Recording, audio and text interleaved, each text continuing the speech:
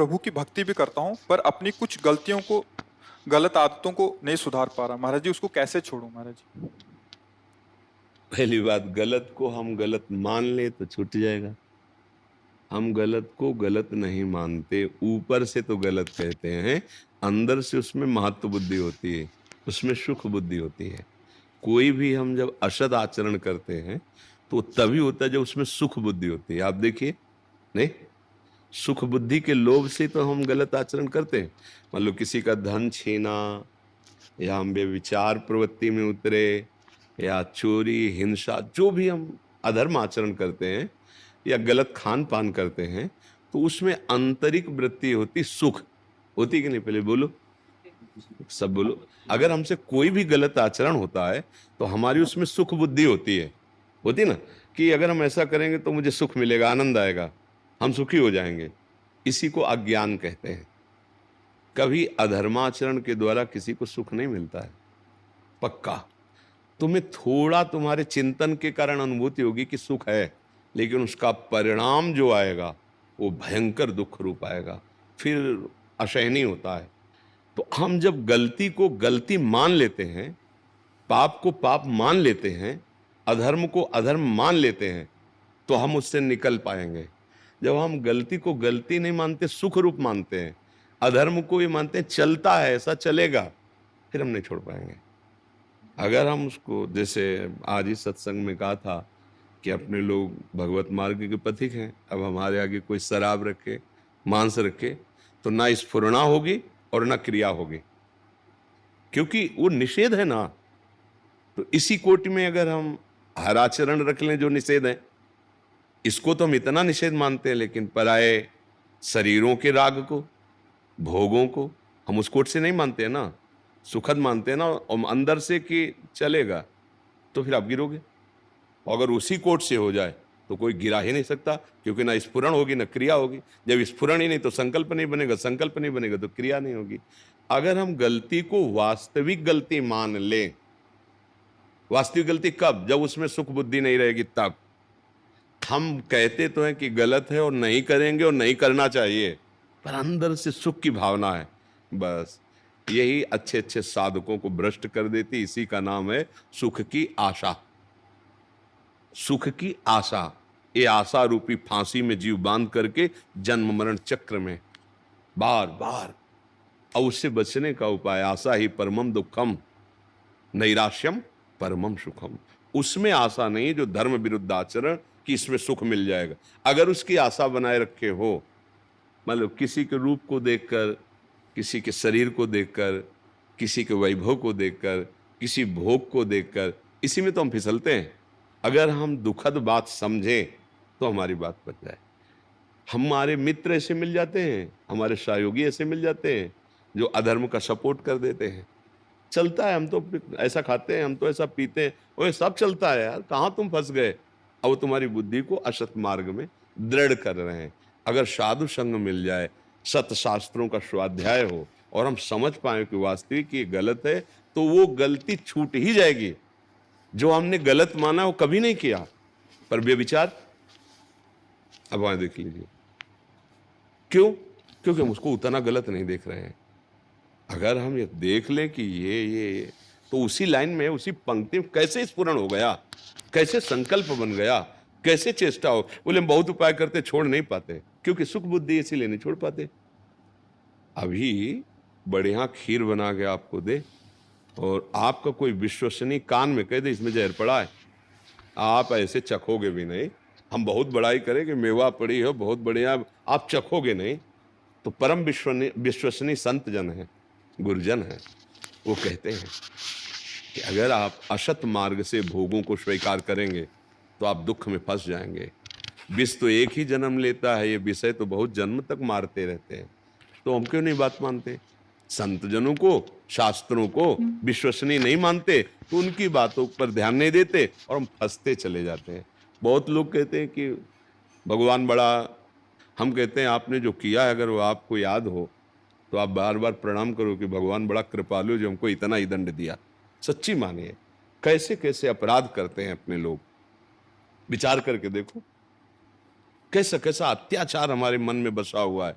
और जब आचरणों में उतरता, हम उसका छुपाव करते हैं और उसका दंड प्रकट में नहीं मिल रहा है, तो आप ये मत समझो कि कोई नहीं जाना सब गोल हो गया। वो कर्म बिल्कुल तैयार हो रहा है, जैसे पहलवान नहीं दूध पी के मेहनत करके तैयार होता है तुम्हें पटकने के लिए, वो कर्म रोज का रोज पुष्ट हो रहा है और तुम्हारा नाश ऐसी बुरी तरह से करेगा बच नहीं पाओगे। और अगर उसको गिराना है तो राधा राधा नाम जप करो, प्रभु का जो प्रिय नाम हो, जो गुरुदेव ने दिया हो, और भगवान के आश्रित हो जाओ। तो कह रहे हैं हम सर्वपापेभ्यो मोक्षयिष्यामि मा शुचा। तो ये जो गलती हम कहते हैं कि छूट नहीं पाती, भाई मुझे समझ में नहीं आता, हमको कैसे कोई फंसा सकता है। हम उसको सुख मान के स्वयं भोगते हैं, स्वयं फंसते हैं। जब हम ही फंसते हैं, सोई माया, माया माने ब्रह्म। हम दुख, भगवान कह रहे दुखालयम, हम मान क्या रहे सुख है, दुख यो नया, हम उसको क्या मान रहे सुख में। बस यही हमारी गलती है, हमें सुधारना पड़ेगा स्वयं से। भगवान संतजन सबके, ये विष है, अमृत है, क्या चाखोगे, बोले विष तो जाओ, उसका प्रभाव है उसका। आप अधर्माचरण करोगे उसका दुख है, यहां बंधन नरकादि का, फिर नाना प्रकार की त्रियग योनियों में जाना। और भगवान की शरण में होकर धर्म पूर्वक चलो, इह पर लोक सब, यहां भी आनंद परम।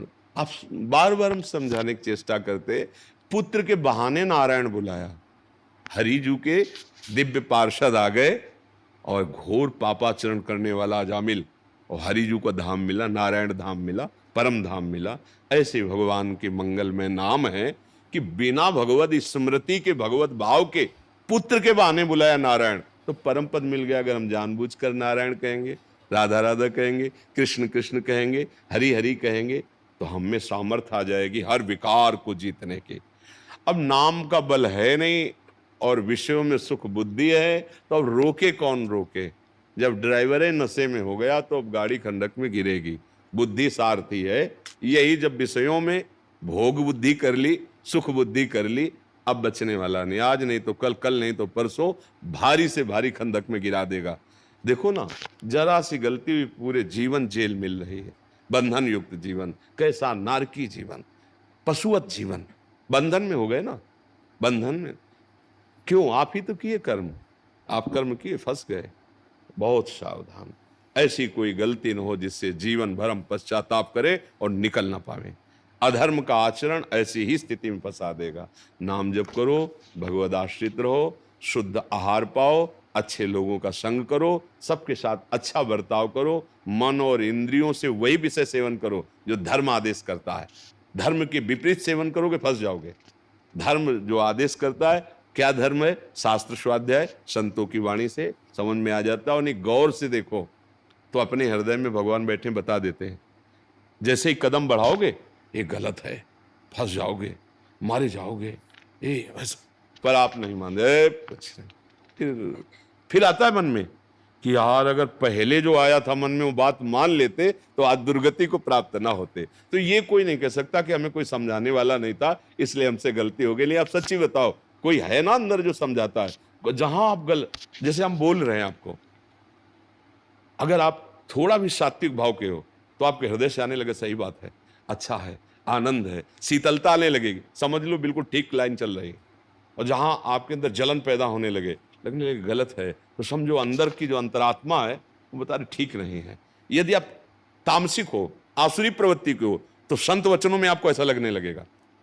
आसुरी प्रवृत्ति, दुष्ट हृदय संतों के वचनों को स्वीकार नहीं करता, उसको वो अच्छा लगेगा, पीना खाना, गंदे आचरण करना। तो हमारे जब भी हम कदम रखते हैं तो हमारे गुरुदेव यहीं बैठे, वो कहने लगते हैं ये गलत है। देखो ना, आप देखो जीवन में अनुभव करो, जब आप असत कार्य के लिए चलोगे तो अंदर कोई रोकता है, ए नहीं गलत है, ऐसा। आप उसकी बात मान लो, महात्मा बन जाओगे, उसकी बात मान लो, धर्मात्मा हो जाओगे। चलो बाहर, अंदर की नहीं सुन पाते, बहिर्मुख हो, तो बाहर संतों की बात सुन लो, शास्त्रों की बात समझ लो। बिना धर्म से चले चाहे जो युग हो, आप सुखी नहीं हो सकते, शांति को प्राप्त नहीं हो सकते, आनंद का अनुभव नहीं कर सकते। ये बार बार नाना प्रकार की विपत्तियां, दुख, शोक, जन्म, मृत्यु, इसी में कब तक पड़े रहेंगे। हमें तो लगता है उबो यार, अभी उब नहीं रहे तुम, बार बार उसी भोगों में, बार बार वही जन्म मरण। अरे कम से कम एक बार तो सोचो कि हम इस चक्र से निकले कब, स्वस्थ रहे, आनंदित रहे। अरे वो भगवान से होता है, वो भोगों से नहीं होता है, वो रुपया पैसा से नहीं होता है, वो किसी औषधि में ताकत नहीं है, वो नाम में ताकत है, वो भगवान के आश्रय में ताकत। अशोक कुमार जी,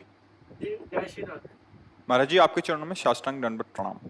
महाराज श्री, जैसे कि मैंने अध्ययन में पढ़ा है कि प्रभु का संकीर्तन 3 प्रकार से किया जाता है, आत्मिक संकीर्तन, मानसिक संकीर्तन, मौखिक संकीर्तन एक ही प्रकार का होता है जब 3 प्रकार का होता है। किसका प्रश्न है?